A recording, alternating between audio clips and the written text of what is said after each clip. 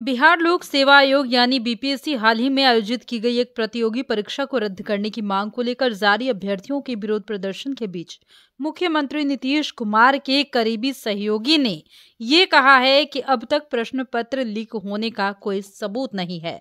जी हां, बता दें कि ये करीबी कोई और नहीं बल्कि मंत्री विजय कुमार चौधरी हैं, जिन्होंने ये तमाम बातें कही है। उन्होंने कहा कि राज्य मंत्रिमंडल के सबसे वरिष्ठ मंत्रियों में से हम एक है और अगर हम इस बात को कह रहे हैं तो इस बात में जरूर कोई न कोई तर्क होगा। और उन्होंने क्या कहा वो भी सुनिए। आप कॉपी ले लीजिए, आप समझ लीजिए, अगर आपको लगता है वैलिड तो आप हमको भी दीजिएगा, हम भी बात करेंगे। लेकिन हमको जो पता है कि पेपर लीक होने से संबंधित कोई डॉक्यूमेंट मुख्य सचिव को नहीं दिया गया है। 2 डेलीगेशन मिला है। मंत्री जी, सवाल ये है कि छात्र सड़क पर हैं, आज सरकार भी समझ रही है, लोग भी देख रहे हैं, आखिर उन छात्रों से सरकार की तरफ से पहल क्यों नहीं हो रही है कि उनको कन्विंस करके उस अनशन को, धरना को खत्म कराया जाए और उनको पढ़ने के लिए कहा जाए।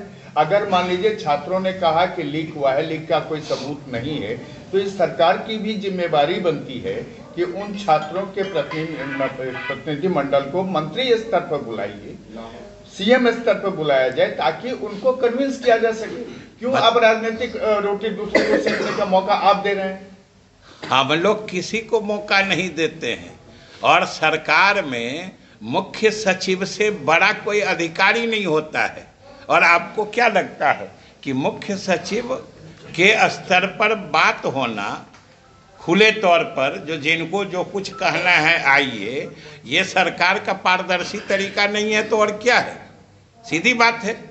और अगर हम तो आपको भी निमंत्रण देते हैं, आप भी अपनी जिम्मेदारी समझिए, आप कन्विंस होइए कि पेपर लीक हुआ है। आपको अगर कोई छात्र उपलब्ध करा देते हैं, कोई नेता उपलब्ध करा देते हैं तो आप लेके आइएगा, हम लोग उसका न सिर्फ स्वागत करेंगे बल्कि उसके आधार पर आगे की कार्रवाई करेंगे। सर, आप ही बोल रहे हैं कि मुख्य सचिव लेवल का बातचीत चल रही है, लेकिन चल रही है हमने कहा, ये आप जोड़ दिए। हमने कहा बात हुई है, चल कहाँ रही है? ये कोई अनवरत चलने वाली प्रक्रिया नहीं है। सर, ये 12 दिन बाद क्यों?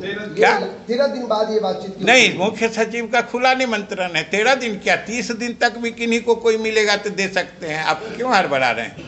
सर, 600 अभ्यर्थियों पर जो एफआईआर 600 अभ्यर्थियों पर एफआईआर। अब एफआईआर वाला बात कानूनी पक्ष तो पुलिस और अधिकारी देख रहे हैं, उसको देखेंगे और हमेशा छात्रों के हित में जो भी उदारता पूर्वक उस पर विचार हो सकता है वो किया जाएगा।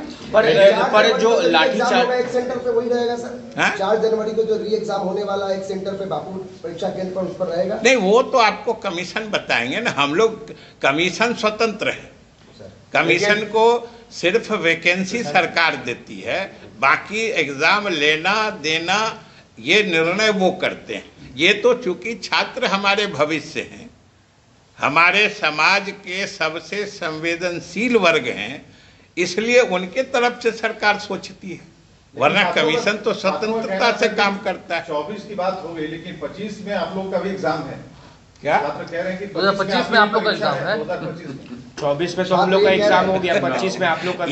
ये आपको नहीं पता है कि छात्रों को हम लोगों को स्मारित करने से पहले हम लोग पिछले 4.5 साल से जान रहे हैं कि 25 में हमारा इम्तिहान है और हम लोग उसकी पूरी तैयारी कर लिए हैं और उसमें न हम लोग पेपर लीक होने देंगे।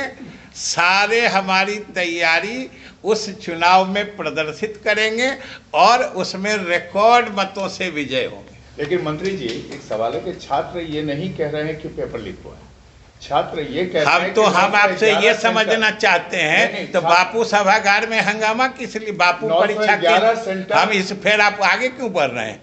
वहीं पर अटकिए, थोड़ा जो बात उठाते हैं उसको स्पष्ट करिए। नहीं, हम ये कह रहे हैं कि पेपर लीक नहीं हुआ है। अगर छात्र संतुष्ट हैं तो बापू परीक्षा केंद्र पर हंगामा किसने किया?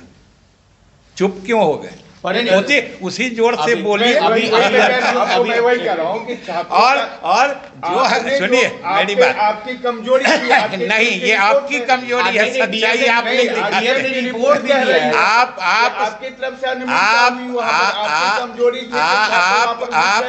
आप सच्चाई कहने बोलने की हिम्मत नहीं जुटा पाते हैं, ये आपकी कमजोरी है। आप बोलते हैं कि लीक नहीं हुआ, लेकिन ये नहीं बोल पाते हैं कि हंगामा करने वालों की साजिश थी जिसने इतना बड़ा बम लगा। आप नहीं बोल पाते, गलत कर रहे हैं। चलिए, जो प्रदर्शन कर रहे हैं हजारों की ये आप नहीं समझते हैं, ये हमसे क्यों पूछ रहे हैं? हम तो सिर्फ सवाल है, ये हम लोग तो सिर्फ सरकार की तरफ से सच्चाई बताते हैं। अब आप यहाँ क्यों खड़े हैं, आप क्यों कहाँ जाते हैं, हम सबको सवाल पूछते हैं। चलिए अब कोई सवाल दूसरा